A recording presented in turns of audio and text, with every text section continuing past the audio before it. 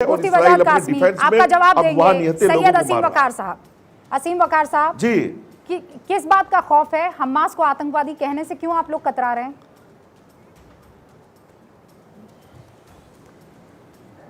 परसों मेरी बात एक साहब से हो रही थी, तो जर्नलिज्म को लेके वो जर्नलिस्ट थे, तो मैंने कहा देखिए पहले जो जर्नलिस्ट हुआ करते थे, जो जर्नलिज्म था वो उसको कहा जाता था आईना, देश का, समाज का आईना, जर्नलिज्म।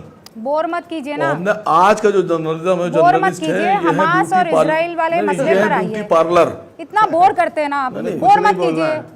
आइए इस आदमी से बात करें, मुझे नहीं सुनना, इंटरेस्ट ही नहीं है किस आदमी से आप बात कर रहे थे। आप यहाँ पर इस औरत से बात कीजिए, ठीक है? बाद में बात करना। उस आदमी से बात की, जर्नलिज्म पर ये ज्ञान दिया, अभी नेताओं पर ज्ञान देने आई तो आप बेकार अपनी वो कुर्सी छोड़कर भाग जाएंगे। जर्नलिज्म की पढ़ाई करा ठीक रहे है? हैं। हाँ, जर्नलिज्म की पढ़ाई मत करवाइए वसीम वकार साहब, चुपचाप मुझे जवाब दीजिए। भाग तो नहीं जाएंगे, आपको तो हम हिंदुस्तान की सरहद तक छोड़ाएंगे। आतंकवादी संगठन है कि नहीं है, उसका जवाब दीजिए। हमास आतंकवादी संगठन है कि नहीं है?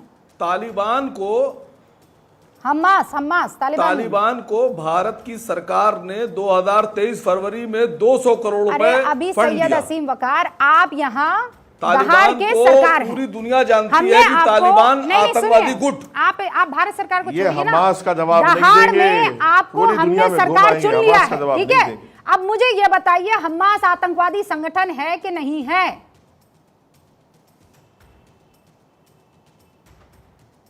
मैं आपके किसी बात का जवाब तब तक नहीं दूंगा जब तक आप मेरी बात नहीं सुनेंगी, क्योंकि मैं आपको इस काबिल ही नहीं समझता कि आपकी बात का जवाब ज्ञान मत दीजिए ना यहाँ बैठकर जबरदस्ती। तो आए क्यों है यहाँ पर? समझता क्या नहीं, आप इस काबिल ही आप नहीं यहाँ है कि पर आपकी आए बात का क्या है जवाब करने दिया के जाए। लिए? अपना वो सोफा दिखाने के लिए जो हर बार दिखाते हैं, नक्काशी वाला। आए क्यों है फिर यहाँ पर जब सवाल का जवाब ही नहीं देना है? कोई बात नहीं, मेरी तनख्वाह जो है आपको, मैं उसका 1% भी दे रही मैं आपकी। मैं आपको ये बता दूं, मेरी तनख्वाह पे आप मत परेशान हो, भारी भरकम तनख्वाह मिलती है मुझे, बढ़िया तनख्वाह मिलती है, मजाक कर रही है मैडम? शानदार तनख्वाह मिलती है मुझे, अपनी मेहनत की मिलती है। वो आपके सोफे पर बैठकर 2-4 में एक आदमी से मिला, उसने मुझे ये कहा, फला किया, ये झूठ मूठ की मनोहर कहानियां सुनने की तनख्वाह नहीं मिलती है। मैं यहाँ बहस कर रही हूँ और इंपॉर्टेंट बहस कर रही हूँ। आप जवाब दे रहे हैं कि नहीं दे रहे हैं, वरना मैं आगे बढ़ती हूँ। अभिजीत अय्यर जी, बात तो करने दीजिए। मैं कह रहा हूँ तालिबान को 200 करोड़ रुपए क्यों दिए भारत सरकार? घूमेंगे, हाँ ठीक है, हमास पर जवाब नहीं। हाँ भाई जवाब दे रहे हैं। तालिबान को 200 करोड़ रुपए। नकली मुफ्ती चुपचाप बैठो। फिर ऐसी बातें नहीं करेंगे आप थोड़ी यहाँ पे सर्टिफिकेट देंगे। वाली बात है। क्या रूबिका जी, गलत बात मत कीजिए, ये बदतमीजी करने के लिए इनको बुलाया क्या? ये मत कीजिए। अरे भाई हमास पर जवाब दो, हमास पर जवाब दीजिए ना, हमास पर जवाब दो, ऐसे मत हमास करो पर आप। जवाब दो, बस हमास पर असीम जवाब वकार दो। साहब बेहुदा इंसान, फिर वापस यही बात करने लग गए आप। पता नहीं डिग्री है, फालतू इसके बातें पास नहीं, फालतू बातें नहीं। असीम वकार जुबान साहब, खींच लूंगा, जुबान खींच लूंगा।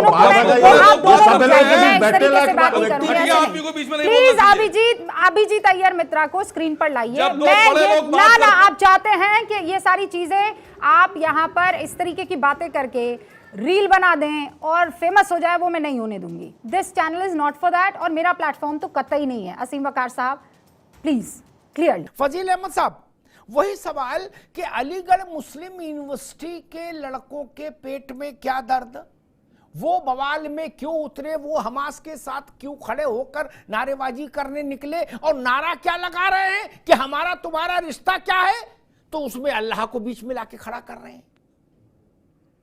मतलब राष्ट्र की कोई अवधारणा नहीं। एक सवाल सुन लो पूरा, राष्ट्र की कोई अवधारणा नहीं उनके दिमाग में। उनके दिमाग में मुस्लिम ब्रदरहुड की अवधारणा है, जो हर राष्ट्र की सीमा से परे है ना। ऐसा होगा क्या? मैं आपके 2 बार में जवाब देना चाहता हूं। अभी आरंभिक टिप्पणी सबको बहस में लिया है, फिर नहीं तो एक सुन लीजिए। अभी जयपुर में 4 दिन पहले एक मुसलमान लड़के की जय श्री राम कह करके जान से मार दिया गया। जान से मारने में उसको भी तो तकलीफ उतनी होगी मरने में जितना इसराइल के इंसान को हुई होगी। भारत में जितनी भी लिंचिंग हुई है सभी जय श्री राम कह के होती है, और जहां भी मुसलमानों को मारा पीटा जाता है वहां जय श्री राम कहा जाता है। ये सही है आपके हिसाब से? नंबर 1 बात। दूसरी बात मैं कह रहा हूं, नहीं ऐसा नहीं, किसी ने कहा मस्जिद सुन लीजिए, अपनी बात अपने अपने अपने आधार पर बोलो, दूसरे के आधार पर नहीं कहो। रावत साहब एक बार रुको, पहले उनकी जय बात श्री राम को आ आके जाए। मार देना ठीक है? जय श्री राम को आके मार देना ठीक है? जय श्री राम धार्मिक नारा है कि नहीं? जय श्री राम धार्मिक नारा है कि नहीं, हम पूछना चाहते हैं। ठीक है, आपकी बात आ गई। धर्म के हैं कि नहीं? ठीक फजील साहब, नंबर अब सबको बहस मिल जाए दोबारा में, जितने डिटेल में दोबारा में, अभी सबको बहस मिल जाए। मस्जिद अक्सा जो है ठीक ना, ठीक, मैं एक मिनट रुको भाई, सबको बहस मिल जाए, फिर दोबारा में आएंगे, तब डिटेल में उसकी समीक्षा करेंगे। मौलाना शहाबुद्दीन रज़वी के पास में चलो, उससे पहले एक बात कहूं, गाजा पट्टी में क्या हो रहा, ये इब्राहिम पट्टी तो है नहीं बलिया की, गाजा पट्टी है। और फिर इजराइल में क्या हो रहा, यहां अलीगढ़ वाले को इससे क्या समस्या पैदा हो रही है भाई? क्या शहाबुद्दीन साहब, क्या पूरी दुनिया में सारे राष्ट्र की सीमाओं को नकार कर मुस्लिम ब्रदरहुड पैदा करने की कोशिश है क्या भाई? ये इसलिए हमास के साथ भी खड़े हो जाएंगे, बोले जी जहां जहां इस्लाम का मसला है वहां हम खड़े होंगे। ये तर्क तो ठीक नहीं। हमास के साथ खड़े होने के बाद फिर कोई बात बचती है क्या? हिंदुस्तान में लिंचिंग अगर हुई तो हिंदुस्तान के लोगों ने उसकी निंदा की, चाहे मुसलमान ने हिंदू को मारा, चाहे हिंदू ने मुसलमान को मारा, और न्याय की प्रक्रिया उसमें चली। इस आधार पर जो इजराइल में हमास कर रहा है उसकी पैरवी होगी। शहाबुद्दीन साहब, मौलाना साहब, मसला ये भी है कि भारत सरकार के टैक्स के पैसे, भारत के लोगों के टैक्स के पैसे से अलीगढ़ मुस्लिम यूनिवर्सिटी में बिजली जल रही है, पानी जा रहा है, मास्टरों की तनख्वाह जा रही है। ठीक, वहां पढ़ाई के छोड़ कर ये काम होगा क्या? ये तरीका ठीक नहीं। चाहे जेएनयू में देश तोड़ने का नारा लगे और चाहे हमास के लिए वहां छाती पीटी जाए एएमयू में, ये नहीं चल सकता। कोई ऐसा बवाली मुद्दा हो, ऐसा हो नहीं सकता कि अलीगढ़ मुस्लिम यूनिवर्सिटी उसमें बढ़ चढ़ के भाग ना ले। ठीक, जिन्ना का फोटो लगाना हो, अलीगढ़ मुस्लिम यूनिवर्सिटी, अरुणाचल को चीन का भाग दिखाना हो, अलीगढ़ मुस्लिम यूनिवर्सिटी प्रदर्शनी लगाती है, कश्मीर को भारत का हिस्सा न मानने वाला नक्शा बनाना हो, अलीगढ़ मुस्लिम यूनिवर्सिटी। ठीक, भारत में जो आरक्षण की व्यवस्था संवैधानिक तौर पर भारत ने मंजूर की, उसको लागू ना करना हो, अलीगढ़ मुस्लिम यूनिवर्सिटी, और हमास के लिए छाती पीटना हो, अलीगढ़ मुस्लिम यूनिवर्सिटी। इसमें पढ़ाई छोड़ के बाकी सब काम हो रहा लग रहा। लेकिन मेरा सवाल, क्या इस देश में हमास के साथ खड़ा होने का काम होगा? क्या इस देश में रहने वाला आदमी हमास के लिए छाती पीटेगा? मसला ये है, इस सवाल इतना है, बाकी किस्सा कहानी इसमें मुझे अभी नहीं पढ़ना।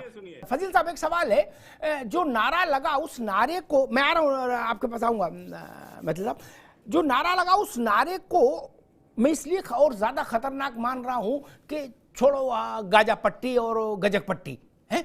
अभी की मसला यह कि मान लीजिए कल को हमारी पड़ोसी से जंग हो जाए, भारत पाकिस्तान की लड़ाई हो जाए, तब ये नारा तो हमारे गले में फांस हो जाएगा। अलीगढ़ में चाट पकौड़ी खाते हुए नारा लगेगा, मेरा तेरा रिश्ता क्या, तो नारा तो वहां भी फिट बैठेगा। यही जो नारा लगा था, जो मजिल साहब ने पूरा सुना भी दिया, ये तो नहीं चलेगा। चुनना तो देश को ही पड़ेगा, राजी से, कुराजी से, मन से, चाहे बेमन से। गलत तो नहीं कहा फजील भाई? चुनना तो देश को ही पड़ेगा, देश में रहना है तो। नहीं, मेरा प्रश्न भी पूछना, एक मिनट जी, संविधान बड़ा या धर्म? अभी आएंगे आपके पास जी। फजील अहमद साहब, अमिताभ जी, रावत साहब और हमारे देश के दूसरे मिश्रा जी और तमाम हिंदू समाज के लोग पाकिस्तान के हिंदू की चिंता कर सकते हैं, बांग्लादेश के हिंदू की चिंता कर सकते हैं, अमेरिका में बैठा हिंदू की चिंता कर सकते हैं, लेकिन फजील अहमद फिलिस्तीन की चिंता नहीं कर सकते, चिंता नहीं कर सकता। ये दोहरा मापदंड देखिए। मतलब आप पूरी दुनिया के हिंदू की चिंता करते हैं तो आप मुसलमान को भी अधिकार दीजिए कि वो। और दूसरी बात, आज भारतीय सेना अगर जाएगी, प्रधानमंत्री जी 1 लाख सेना भेज दे इजराइल, हम तो कह रहे हैं कि 1 लाख सेना भेज दे, तो जो मुसलमान सिपाही होगा वो जाके फिलिस्तीन के खिलाफ लड़ेगा कि नहीं लड़ेगा, कि छोड़ देगा वहां से? और वीर अब्दुल हमीद, पाकिस्तान से युद्ध हो चुका है, कोई नई बात नहीं है। वीर अब्दुल हमीद की शहादत को आप अपमानित कर रही है। फिर इस नारे का क्या है जो लग रहा है, क्यों लग रहा है? शहादत का अपमान कर रहे हैं आप ये बात बोल करके कि भारत का मुसलमान भारत के साथ है, और भारत का संविधान अपनी अलग राय रखने का अधिकार देता है किसी भी नागरिक को। सरकार हम सरकार से बंधे हुए नहीं है, हम सब, भारत का संविधान हमें किसी राष्ट्रीय अंतर्राष्ट्रीय मामले में अपनी अलग राय रखने का अधिकार देता है। आप रोक नहीं सकते उसको, हमारे संवैधानिक अधिकार। ठीक है फजील अहमद साहब, अभी रुकना होगा। मिश्रा जी रुकिए, रावत साहब रुकिए, मैं मैथिल जी की बात चाहूंगा, लेकिन एक बात तकनीकी तौर पर स्पष्ट कर दूं, सारे मुद्दों पर एक राय नहीं, कई राय रखने की आजादी, दिन भर राय रखने की आजादी, सोते जगते राय रखने की आजादी, लेकिन विदेशी मामलों में एक राष्ट्र के तौर पर भारत जो निर्णय ले लेगा उसके साथ खड़ा होना होगा। चीन से लड़ाई हुई, कोई ये न कहे कि भारत में रहे और कहे हमको संविधान ने आजादी दी कि हमारा चीन जिंदाबाद, ये नहीं चलेगा ना, ऐसा कहीं संविधान में नहीं लिखा है। ये फर्जी बड़ा मत फैलाओ ना। और दुनिया के किसी मुल्क में ये आजादी नहीं। अमेरिका में रह के कौन माइकल अली कह सकता था ओसामा बिन लादेन जिंदाबाद? नहीं ना, एवटाबाद में घुस के मारा और लाश ले जाके समुद्र में डाल दी। पूरा अमेरिका एक स्वर में खड़ा हुआ। ये नहीं चलेगा ना, ये बात गलत है तकनीकी तौर पर, राष्ट्र की मर्यादा के तौर पर। आप पहले भारत के नागरिक हैं, उसके बाद हिंदू या मुसलमान हैं, ये जान लीजिए।